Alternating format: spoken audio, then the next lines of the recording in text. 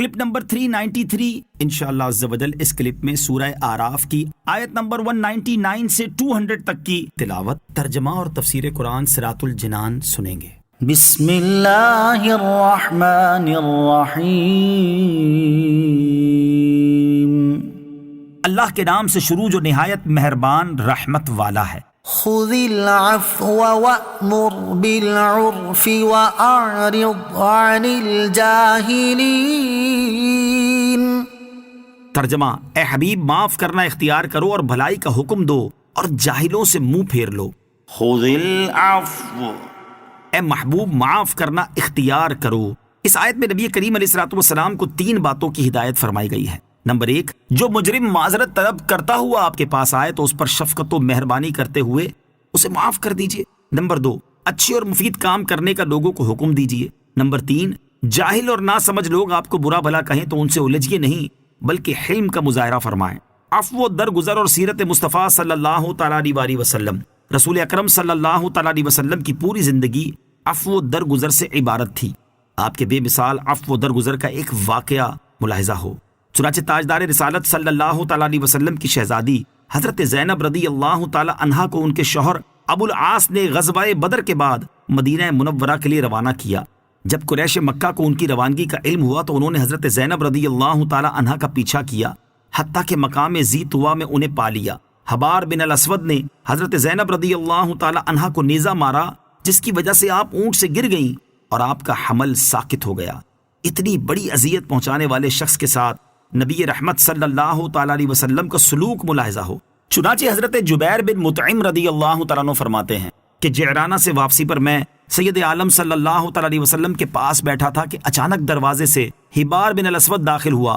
صحابہ اکرام نے عرض کی، یا رسول اللہ صلی اللہ تعالی علیہ وسلم، یہ حبار بن الاسود ہے۔ ارشاد فرمایا، میں نے اسے دیکھ لیا ہے۔ ایک شخص اسے مارنے کے لیے کھڑا ہوا تو تاجدار رسالت صلی اللہ تعالی علیہ وسلم نے اسے اشارہ کیا کہ بیٹھ جائے۔ حبار نے قریب آتے ہی کہا، اے اللہ کے نبی، آپ پر سلام ہو، میں گواہی دیتا ہوں کہ اللہ تعالیٰ کے سوا کوئی معبود نہیں، اور میں گواہی دیتا ہوں کہ محمد صلی اللہ تعالی علیہ وسلم اللہ کے رسول ہیں۔ یا رسول اللہ صلی اللہ تعالی علیہ وسلم، میں آپ سے بھاگ کر کئی شہروں میں گیا اور میں نے سوچا کہ عجم کے ملکوں میں چلا جاؤں، پھر مجھے آپ کی نرم دلی، صلہ رحمی اور دشمنوں سے آپ کا درگزر کرنا یاد آیا۔ اے اللہ کے نبی، ہم مشرک تھے، اللہ تعالیٰ نے آپ کے سبب ہمیں ہدایت دی اور ہمیں ہلاکت سے نجات عطا کی۔ آپ میری جہالت سے اور میری ان تمام باتوں سے جن کی آپ تک خبر پہنچی ہے درگزر فرمائیں۔ میں اپنے تمام برے کاموں کا اقرار کرتا ہوں اور اپنے گناہوں کا اعتراف کرتا ہوں۔ رحیم و کریم آقا صلی اللہ تعالی علیہ وسلم نے ارشاد فرمایا، میں نے تمہیں معاف کر دیا۔ اللہ تعالیٰ نے تم پر احسان کیا ہے کہ اس نے تمہیں اسلام کی ہدایت دے دی، اور اسلام پچھلے تمام گناہوں کو مٹا دیتا ہے۔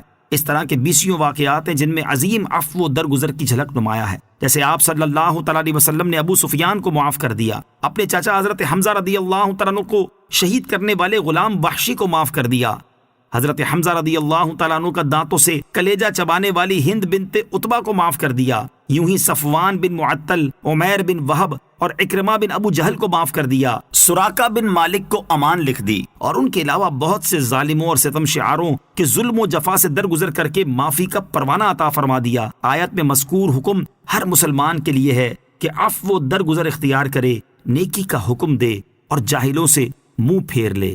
وَإِمَّا يَنزَغَنَّكَ مِنَ الشَّيْطَانِ نَزْغٌ فَاسْتَعِذْ بِاللَّهِ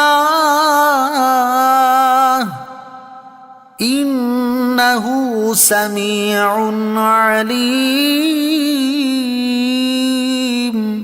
ترجمہ: اور اے سننے والے، اگر شیطان کی طرف سے کوئی وسوسہ تجھے ابھارے تو فوراً اللہ کی پناہ مانگ، بے شک وہی سننے والا، جاننے والا ہے۔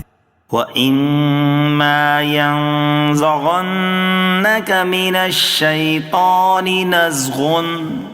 اور اے سننے والے، اگر شیطان کی طرف سے کوئی وسوسہ تجھے ابھارے۔